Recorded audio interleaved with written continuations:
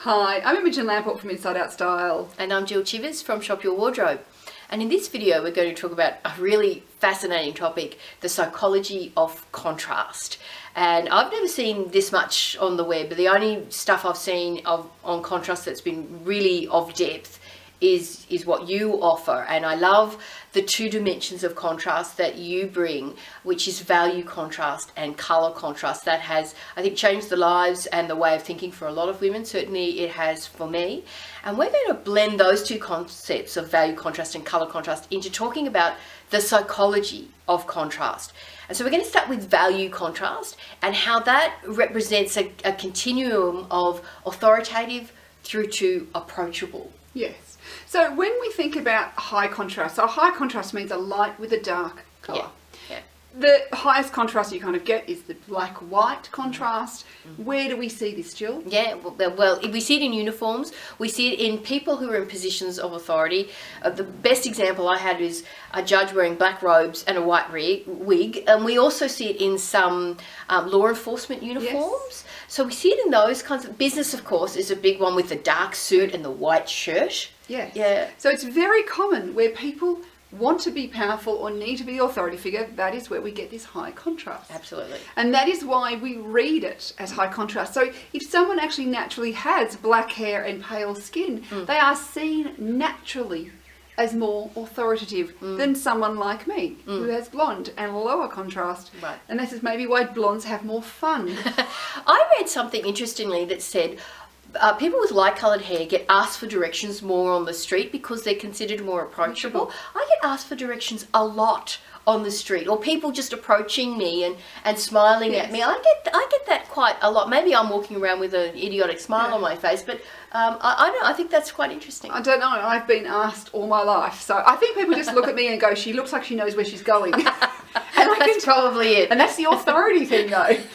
And I can tell you, I've been asked for directions like 2 minutes after I've got off a plane in a city I've never been to That's before. happened to me too. I'm like, I don't know where I am either. I don't even know what city this is, so please. Yeah. You know.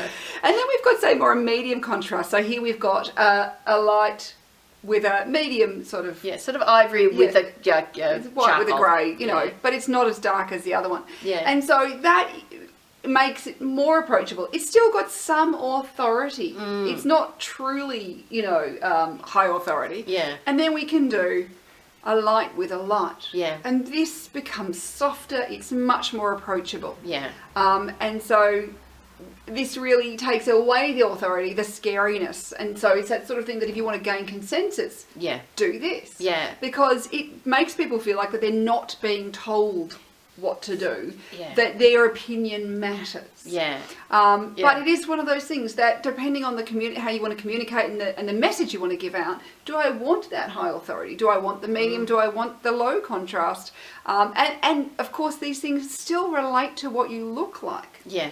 But you can use these things, and I'm sure that I've got a blog post out there about how to create the illusion or kind of like a high contrast when you're medium, just by putting in that stairs. And I know we've talked about the stair concept before, that if I need to walk up and down the stairs because I've got a lower contrast, I can still do that by bringing in the different elements of contrast in my outfit. That this is going to give me more authority because I have both the dark and the light, even though I'm stepping it through, than, and it's going to suit me better because of I don't have high contrast. Yeah. That I can wear it like that, but I can't wear it like that. Yeah. That's too stark, too hard. Yeah. But when I bring in these steps in between, I can do worse. that. So someone who is, high contrast or low contrast, that's how you get that high authority, because that's one of the things that can be difficult. That if you are naturally lower value contrast, but you say at work, I need to look more authoritative. How do we do it? Put it through that between. Which is fantastic. And then when you add in this colour contrast thing, because I know when I was in the corporate world, I found that black-white thing impossible to pull, and I had no idea why. And it was really only until you explained to me colour contrast that I had any sense of why I needed colour. And a part of me was always yearning for it, but because I worked, for a Big Six consulting firm, and that kind of high contrast, very business-like colours was expected, I always was trying to find a way to bring in something that softened or brightened it up in a way. And I think the colour contrast scale is interesting to look at as well, because when you think of that, the continuum is more about serious versus fun, or visibility versus blending in more. And these are additional elements of the psychology of contrast that make it so fascinating. Yes. And so this is where too that when we think about that, the classic business wear, it's low in colour. Yeah. Yes. It's neutral. It's black, white, grey, navy, and maybe the occasional bit of light blue, and maybe the occasional red or burgundy tie or gold tie. But just pops hints of them. But it's one hint. It's not, and in fact, if a man wears a blue shirt, he's most likely to wear a blue tie as well. So we're not adding multiple layers of colour. Right. Occasionally, they might be in a bit of red or something, which will add a bit more colour contrast. But we're not being over the top, and it's only small amounts. And especially if his jacket's done up, you see minimal amounts of those colours. Yeah. So when we're thinking about bringing in more colour, so the more colours we bring in, the more fun we become. So what does a clown wear? Yeah. Multiple colour. Yeah. So now, I'm not saying you're going to look like a clown if you wear lots of colour, but it is much less serious. It is more fun. Yeah, whimsical and vibrant and all those kinds of words. So a lower colour contrast. So when we're just doing either monochromatic, so that's one colour at a time, so shades of blue, shades of green, or even just neutrals. Yeah. That is either, it's more a kind of, I want to disappear a little bit. Right. Yeah. It can kind of give that sort of message that I don't really want to stand out. Yeah. Yeah. Or it's, I'm a little bit more serious. Right. Yeah. I'm more serious. Yeah. It's not so fun because, and the more colours we add, the more fun we become. And that's really important when you think about that in the context of some working worlds where you're doing serious things, or you're doing things that are to do with money or people's futures. Their life, their health. Yeah, all of those kinds of things. You want everything about that person to support the fact that they are taking this seriously. And so, if I've got like this kind of, two neutral browns as a colour scheme, which it's more serious, isn't it? Yeah. Then I can add a colour. Yeah. And then that becomes a little bit more lively, a little bit more fun, a little bit more exciting. Yeah. But then... And more visible too. And more visible. Add another colour. Yeah. And suddenly it's become way more fun. Yeah. And particularly as these colours are, they're triadic across the colour wheel, so they're more apart from each other. So the more apart the colours are, the more contrast. The more we see the colour contrast, so therefore the more fun it becomes. Yeah, that is so interesting. Versus if you put, with this coral colour here, so if you put something in that family, that's going to soften that impact.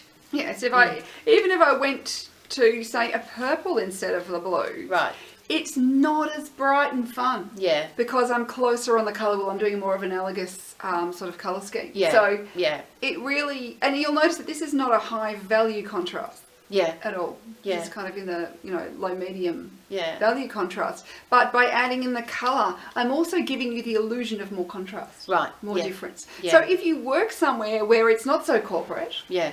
you can often use colour contrast, if you're better in colour contrast, not value contrast, to give you that impression of contrast. And that is so interesting, because I know I still work in the corporate world as a consultant, as an external person, and often why I'm brought in is to bring some creativity to some fairly traditional working environments. And I find myself, without really understanding what was sitting underneath it, bringing in that level of contrast. And now I understand why that's so important to the dynamic, because my clothing is speaking on my behalf, whether I want it to or not, whether I wish that was true or not. I know that that is happening, and I want it to reinforce what I'm saying about creativities and different ways of looking at things and thinking outside the box and all of those kinds of things. And so for me, the colour contrast piece is, it just opens up a whole new world in thinking about that fun, serious, visible, blended in in kind of piece to the psychology of contrast. Yes. So, and this is where, so, you know, like with what Jill's wearing today, that